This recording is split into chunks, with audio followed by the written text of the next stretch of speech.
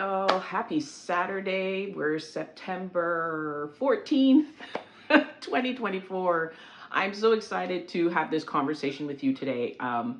I tried to do this video yesterday, but I felt like the Holy Spirit wanted me to wait till today to do this. And this right now, the moment is right now because I received the extra word that I needed to help communicate this message through this video. Please forgive me. I have a neighbor with a barking dog, and there's like several dogs on this floor. So if you hear barking in the background, just, bear with me because I ain't about to like stop, start. So listen, I want to talk about dating in 2024 and what I've been experiencing as of late, and some of the things that I feel like I thank God for being able to do the work beforehand, because I'm going to jump into something that I've spoken about before. But let's talk about the dating scene right now and a certain incident that happened to me this week. Now, if you follow me on IG, you've probably been following my stories, and you heard me speak about a little incident that I had with a gentleman. Well, I had another one yesterday morning that was really funny to me, but at the same time, a little sad. So yesterday I was waiting for the bus, and I was at this bus stop. I had my headphones on and everything like that, and I was listening to some music. I listen to my music loud. I like to be in the zone and just kind of isolate myself so that I can go through my own process. It's just a thing that I do. But meanwhile, I was reading some emails, because that's part of my routine in the mornings, just to check my emails to be sure I'm set for the day. And this gentleman was just standing there, and I didn't even notice that he was standing there. But nonetheless, just to cut a long story short, he wanted to talk to me. And so we kind of had this very small talk conversation, but ultimately what happened is that I said to him, you know what, I'm not interested. I'm not looking to connect with anyone at the moment, and I just kind of want to focus on what I've got going on. So as a response to my saying I'm not interested, he said to me, well, who hurt you? And I found that such an interesting question to ask from someone who is seemingly rejecting you. And the reason why I'm saying seemingly rejecting is because I'm rejecting the offer. I'm not rejecting the person, right? But I found that was an interesting question to ask, because at the end of the day, my thought process is, if I say I'm not interested, why does that have to kind of come from a place of hurt? I don't understand that. I can't simply not be interested. I can't simply want to focus on other things other than, being in a relationship with someone. Like, you don't even know me. Like, this literally took place in like under 5 minutes. So what could you possibly know about me within that time period? And mind you, we didn't have much of a conversation. There wasn't much information that was revealed that could draw that conclusion. So this is an assumption on this gentleman's part, and really a projection more than anything, because it's projecting the feelings that he may be having within his own life that I have no idea about. I don't know you from a can of paint. But to project that onto me like someone hurt me, maybe you are hurting yourself, that is not something that I can solve. So at the end of the day, I just said, sir, I'm really not interested. I'm focused on other things. I don't want to be in a relationship. Therefore, I don't want to have any encounter with any man right now. Respectfully, thank you. Have a great day. And I respectfully sent him on his way, because no one's gonna arm twist me into talking to them, spending time with them, being with them. And one thing that he said during that less than 5 minutes conversation, he said to me, oh, come on, like, please So essentially kind of begging for my attention, which was an ultimate turnoff for me. It's an ultimate turnoff altogether. I don't care what situation it is. When you have to beg another human being to acknowledge you, spend time with you, talk to you, it says a lot about where you are emotionally and even psychologically at some degree. And so never beg for someone's attention, please.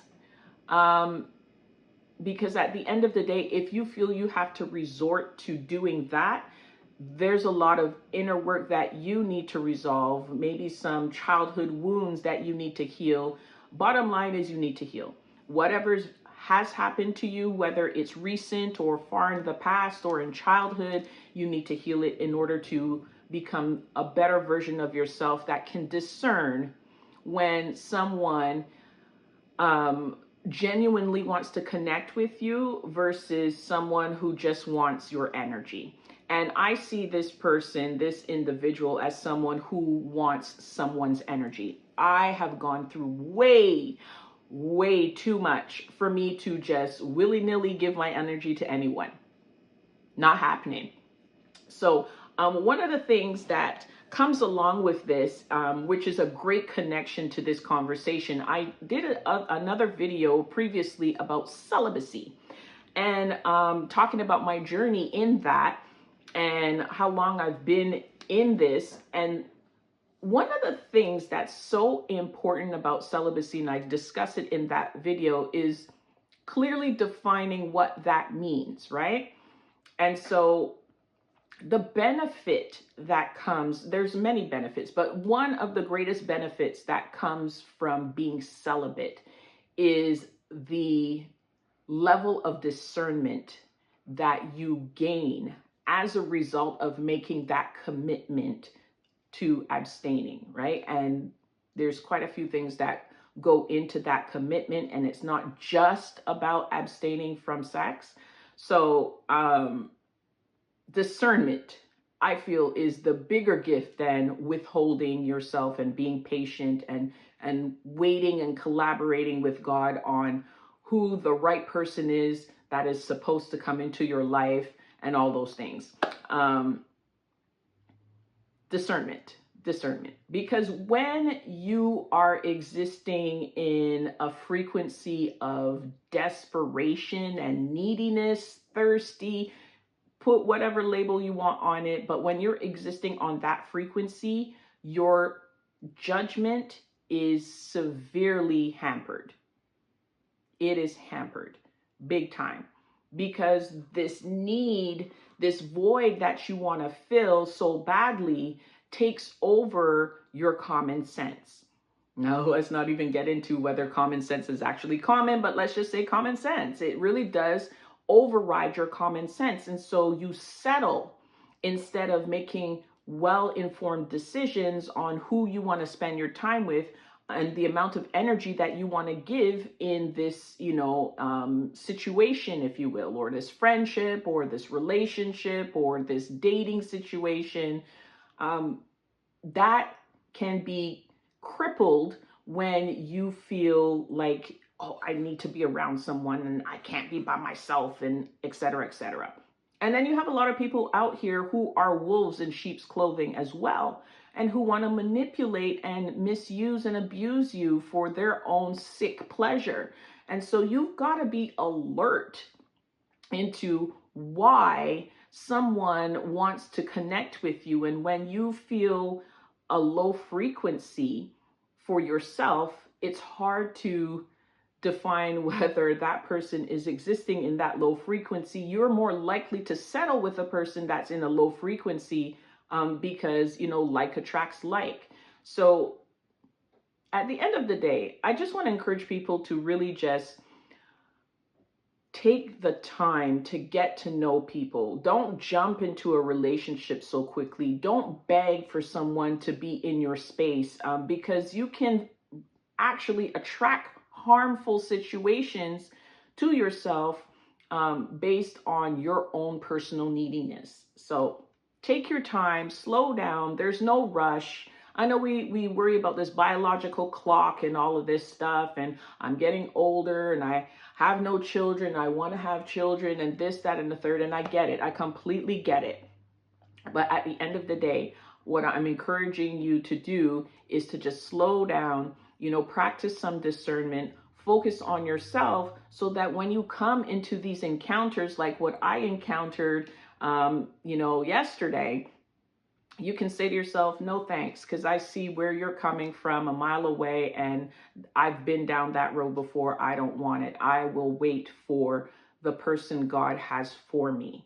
So with that, I'm signing off, you guys. I hope this was helpful. I hope this brought some clarity to why it's a good idea to really just kind of slow down, pump the brakes, and examine the people who you encounter before you really jump in headfirst into any type of situation, whether it be dating, exclusivity, or even like a long-term commitment. Take the time to get to know who you're dealing with.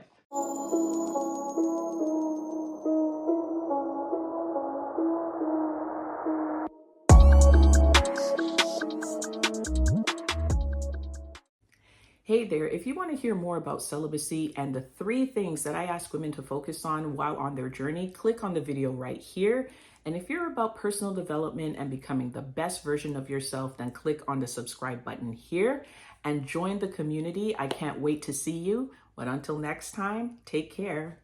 Peace.